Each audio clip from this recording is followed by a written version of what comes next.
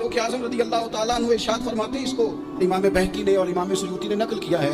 हज़रत उमर फरमाया करते थे कि अगर मैं जिंदा रहा तो इराक वालों, मैं तुम्हारी बेवाओं के लिए जरूरत का इतना सामान कर जाऊंगा कि बीबी जब तक जिंदा रहेगी किसी की मोहताज नहीं होगी।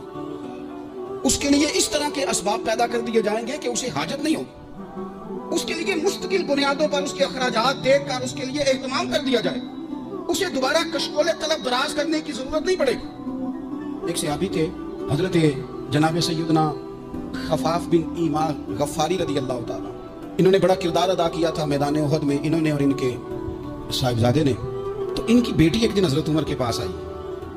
अब वो बेटी ब्याह के जा चुकी थी, उसकी शादी हो गई थी। हजरत खफाफ बिन ईमा रज़ी अल्लाह ताला अन्हु की साहिबजादी अपने ससुराल चली गई थी, वहां उसका खामद इंतकाल कर गया। वो खातून वापस आ गई, वो हजरत उमर से मिली, बेवा औरत। उस बेवा खातून ने आके, यहाँ तो मेरे भाई वो फौजी बेचारे जिनकी बीवियां, जिनको एक तकरीब में तो खूब अवार्ड देने के लिए बुलाया जाता है, मैंने यतीमी का वक्त गुजारा है, मुझे पता है कि 2-4 महीने लोग आके कहते हैं कोई हुक्म होया तो 10 आ जाए, तो जब 1 साल गुजर जाता है तो फिर लोग कहते हैं 4 भरा ने काम क्यों नहीं करते। तो ऐसे तो नहीं ना कि अब्बा ऐसे ही चला गया था, बड़ा कुछ दे के गया है, किधर है फलानी चीज। क्योंकि नजरिया थोड़े अरसे के बाद और हो जाता है।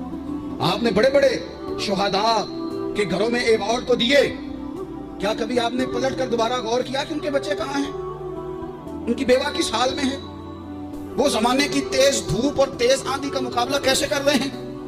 बगैर बाप के जो इंसान को खुले आसमान तले वक्त गुजारना पड़ता है, वो कितना को मुश्किल होता है, वो किस तरह टाइम गुजार रहे हैं, ये कभी सोचा लोगों ने। यहाँ तो निरंगी सियासत दौरान तो देखिए मंजिल उन्हें मिली है जो शरीके सफर न थे, जो निकले ही नहीं थे वो मंजिल तक पहुंच गए, और जिन्होंने जवानियां गुजार दी वो रास्ते में रह गए। हजरत खफाफ बिन ईमा की साहिबजादी बेवा होके आ गई, बच्चे साथ थे, सरे राज जनाब उमर से मिली और मिलके कहने लगी, हुजूर मैं उस सहाबी की बेटी हूँ जिन्होंने ओहद वाले दिन अपने बेटे के साथ मिलके मुआसरा किया था, बच्चे मेरे यतीम हो गए हैं, मैं बेवा हूँ।